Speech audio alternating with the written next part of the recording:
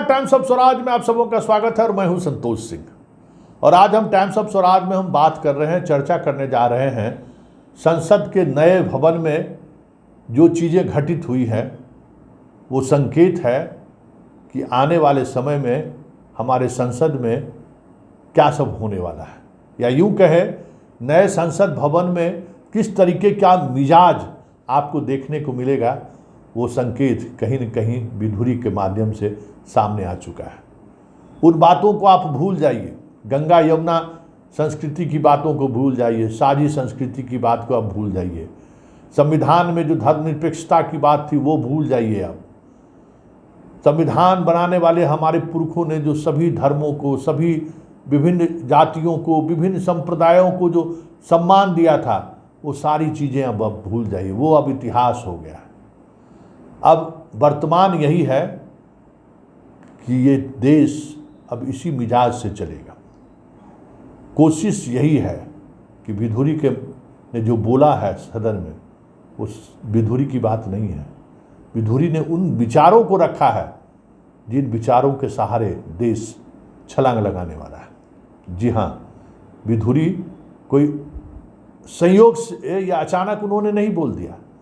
विधुरी ने वही बातें को रखा है जिन विचारों को लेकर संघ और बीजेपी बरसों से कोशिश कर रहा है कि इस देश का हर मुसलमान आतंकवादी है, इस देश का हर मुसलमान काफिर है, इस देश का हर मुसलमान राष्ट्र विरोधी है। जो बीजेपी और संघ का ये थॉट रहा है, उसी थॉट को उसने सदन में खुल कर रख दिया, क्योंकि उन्हें पता था कि इस सदन में ना अब गांधी की आत्मा है, ना नेहरू की आत्मा है, ना साझी विरासत के लिए जो मिडनाइट 15 अगस्त 1947 को जो नेहरू ने जो बातें रखी थी, वो आवाज़ भी अब कहीं आसपास नहीं है। कोई उस तरीके से अंतः मन को भी झकझोरने वाला कोई चेहरा, तस्वीर सामने नहीं है जिस पर नज़र पड़ जाए तो थोड़ा अंदर से महसूस हो। सामने अशोक स्तंभ भी नहीं है, अशोक चक्र भी नहीं है जो धम्म की का ज्ञान कराएं, क्योंकि तस्वीरें, आकृति हमें कहीं न कहीं प्रेरित करता है। वो सारी चीज़ें सदन से हटा दी गई हैं। सदन में अब जो चीज़ें हैं वो है दंड, धर्म। जिन चीज़ों को लाकर आप सदन में रखे हैं, विचार तो उसी तरीके के आएंगे ना। जिस दंड को आपने राजदंड को रखा है, वो राजदंड क्या है? वो राजदंड हिंदू दंड है। वो राजदंड हिंदुत्व को स्थापित करने वाला दंड है, जिसमें किसी धर्म दूसरे धर्म के कोई गुंजाइश नहीं है। तो फिर इतनी परेशानी की वजह क्या है? क्यों हो हल्ला हो रहा है? मोदी ने तो उस सदन की स्थापना ही इसलिए की है कि अब सारी चीज़ें आप भूल जाइए। देखिए, संविधान की जो पुस्तक उन्होंने बांटी, उस पुस्तक में धर्मनिरपेक्षता और समाजवाद को उन्होंने हटा दिया। संविधान की वो तो सब कुछ अपने तय एजेंडे पर कर रहे हैं। आप नहीं समझ रहे हैं, ये अलग बात। वैसे आप भी सुन लीजिए विधुरी क्या बोल रहे थे। और सबसे दिलचस्प बात तो ये है कि जिस समय विधुरी बोल रहे थे, उस समय हमारे बिहार के भी सांसद है श्रीमान रविशंकर बाबू, वो भी बड़े ठहाका लगा रहे थे। इसलिए ये जो आप विधुरी का जो बात है ना, वो संयोग नहीं है, वो प्रयोग है और वो संकेत है कि आने वाले समय में भारतीय संसद का यही पहचान होगा। जो बात करेगा वो हिंदुत्व की बात करेगा, जो बात करेगा वो हिंदुत्व की ही बात करेगा, और जो बात करेगा वो इस अंदाज में बात करेगा। मुसलमान से नफरत करना है, ये बात हमारे अब संसद में भी होगा, खुल्लम खुल्ला होगा कि मुसलमान मतलब आतंकी, मुसलमान मतलब देशद्रोही, मुसलमान का मतलब काफिर। तो पहले जरा सुन लीजिए क्या कह रहे हैं विधुरी। देश के वैज्ञानिक उग्रवादी सिरे ले रहे हैं। उग्रवादी बोलने भी तो कभी खड़ा होगा, ये बता रहा हूं। उग्रवादी कटवे सर, ये जो श्रेय अगर जाता है तो देश के प्रधानमंत्री को जाता है। प्लीज, ये आतंकवादी है, उग्रवादी है, ये मुल्ला आतंकवादी है। इसलिए सर, अभी मैं बताना चाहता हूं, अधीर रंजन जी अभी शोर मचा रहे थे, लिस्ट पढ़ रहे थे। उस लिस्ट में अधीर रंजन जी जब लिस्ट पढ़ रहे थे 1975 से लेकर अभी तक, इसकी बात करते रहना थी, बाहर देखो इस मुल्ले को। आपने सुना विधुरी ने क्या कहा, और इनको कहे हुए 24 घंटे से ज़्यादा समय हो गया है।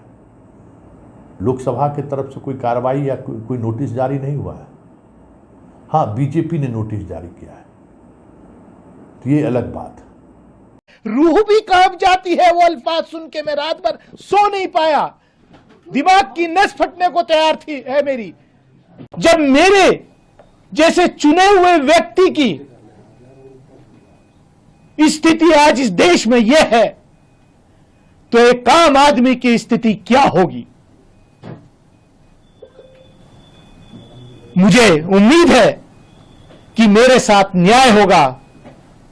आदरणीय स्पीकर साहब कार्रवाई करेंगे, नहीं तो मैं भरे मन से इस सदन को भी छोड़ने पर विचार कर रहा हूं, क्योंकि यह एक सभ्य समाज में बर्दाश्त नहीं किया जा सकता।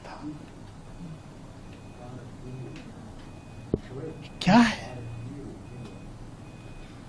क्या हम इसलिए चुन के आते हैं? क्या देश को आजादी इसलिए दिलाई गई थी?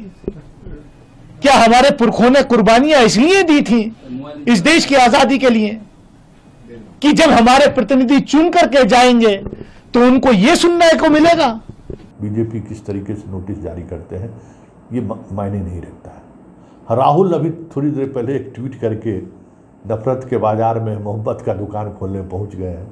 उन्होंने ट्वीट करके यही कुछ कहा है, गले लगाया है, चीज़ों को दूसरे तरीके से रखने की कोशिश हुई है। लेकिन इस तरह के संवाद से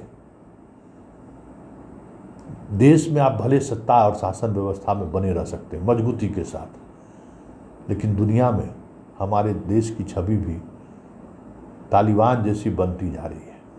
इस बात को आप नज़रअंदाज मत करिए। ये जो हिंदुत्व का जो हम एक मलम्मा जो लगा रहे हैं ना, वो मलम्मा अंतर्राष्ट्रीय फलक पर किस तरीके से देखा जा रहा है इसका अंदाज़ा शायद आपको नहीं है। तो ज़रा एक ट्विटर पर एक खबर ट्रेंड हो रही है, ज़रा उसको देख लीजिए। वो संकेत है, बहुत ज़्यादा बाहुबली बन रहे हैं ना, और आपको लग रहा है कि अरे जो हम चाहेंगे वही होगा। तो ज़रा देख लीजिए, इसको ज़रा गौर से देखिए। ये कल रात की लंदन की ये तस्वीर है। गणेश उत्सव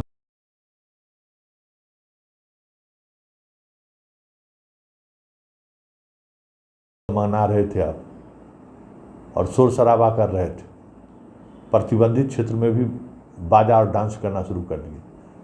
लंदन की पुलिस आई और किस तरीके से घसीट कर ले जा रहा है, ज़रा उसकी तस्वीर भी आप देख लीजिए, उस वीडियो को देख लीजिए। आने वाले दिनों में, वैसे भी हाल के दिनों में कई जगह भारतीयों पर हमला की खबरें आई हैं और आनी शुरू हो गई है। और कनाडा की घटना को लेकर पूरा यूरोप या पश्चिम गोलबंद हो रहा है। इसकी भी वजह यही है कि ये जो हम कट्टरता की तरफ बढ़ रहे हैं, इस देश के मुसलमानों को नकार देना है, इस देश के बुद्धिज्म को नकार देना है, इस देश के जैनिज्म को नकार देना है, इस देश के ईसाइयों को नकार देना है। जो है वो हिंदुत्व है, जो है वो हिंदू है, जो है वो सनातन है। तो यही प्रवृत्ति तो मुसलमानों की रही है कि हम श्रेष्ठ हैं, हमारा कुरान श्रेष्ठ है, और बाकी सारे के सारे धर्म जो है सो काफिरों का धर्म है। यही सोच तो मुसलमानों का रहा है, और यही सोच मुसलमान को आज दुनिया में सबसे अलग थलग कर दिया है। जबकि हमारे आपसे कहीं बड़ी आबादी और बड़े बड़े देश रहे हैं मुसलमानों की, आबादी भले ना हो। और हम आप कैसे सोच सकते हैं कि उस कट्टरता के सहारे हम विश्वगुरु बन जाएंगे, उस कट्टरता के सहारे हम अपने अलग छवि स्थापित करने में कामयाब होंगे। ज़रा लालू यादव का ट्वीट देखिए, ज़रा गंभीरता से लालू यादव के ट्वीट को पढ़िए कि किस तरीके से लालू यादव ने मोदी पर हमला बोला है।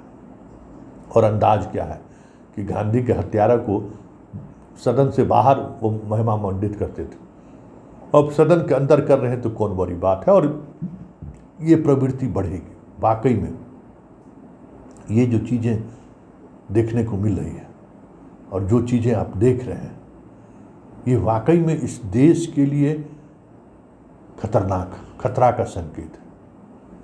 इतिहास दोहरा रहा है। हम इन्हीं कमजोरियों की वजह से हजारों बरस तक गुलाम रहे थे। हम इन्हीं कमजोरियों की वजह से देश दुनिया का चारागाह बन गए थे, क्योंकि हर देश का हर व्यक्ति खंड हो गया था। आप सनातन के सहारे इस देश को जोड़ नहीं सकते हैं। आप हिंदुत्व के सहारे इस देश को जोड़ नहीं सकते हैं। आप नफरत फैला के वोट ले सकते हैं, लेकिन जोड़ नहीं सकते हैं। ये सारी चीज़ें अब स्पष्टता के साथ दिखने लगी है। ये संसद भवन, ये संविधान की एक अलग व्याख्या, संसद भवन से वो तमाम चीज़ों को बाहर करना जो हमें साझा संस्कृति, हमें सबों को साथ लेकर सत्यमेव जयते वसुदेव कुटुंबकम का जो हमारा एक पुरखों ने जो हमें देकर दिया था, सोच दिया था, वो सारी सोचों को छोड़कर अब नए तरीके की सोच के साथ आगे बढ़िए। जिस सोच में सिर्फ सनातन होगा, जिस सोच में सिर्फ हिंदुत्व होगा, जिस सोच में सिर्फ और सिर्फ मैं हूँगा और मैं के अलावा कुछ भी नहीं होगा, यही सोच है। और यही चीज़ें हैं जो चीज़ें आने वाले समय में हमें देश और दुनिया से अलग थलग कर दे तो कोई बड़ी बात नहीं होगी। और जब हम इस दौर से गुजर रहे हैं और इस दौर के आने वाले समय में कितनी भयावह स्थिति देखने को मिलेगी इस देश में, इसका अंदाज़ा शायद आपको नहीं है। हमने पुरानी संसद नहीं छोड़ी है, हमने अपनी उस परंपरा को छोड़ा है, जिस परंपरा की वजह से देश 1947 में जहाँ था वहाँ से इस ऊंचाई तक पहुँचा कि आज हम दुनिया के सामने 5वीं सबसे बड़ी इकोनॉमिक कंट्री हैं। दुनिया को हमने दिखाया है साइंस के क्षेत्र में, दुनिया को हमने दिखाया है इकोनॉमिक्स के क्षेत्र में, दुनिया को हमने एक नए भारत के निर्माण का वो अमीट छाप दिखाया है कि देखिए हम साझा संस्कृति, साझे साथ रह के हम लोग किस तरीके से विकास कर सकते हैं। लेकिन वो सारी चीज़ें पुरानी संसदों के साथ, पुरानी संसद भवन के साथ छूट गया। ये अब महसूस होने लगा है।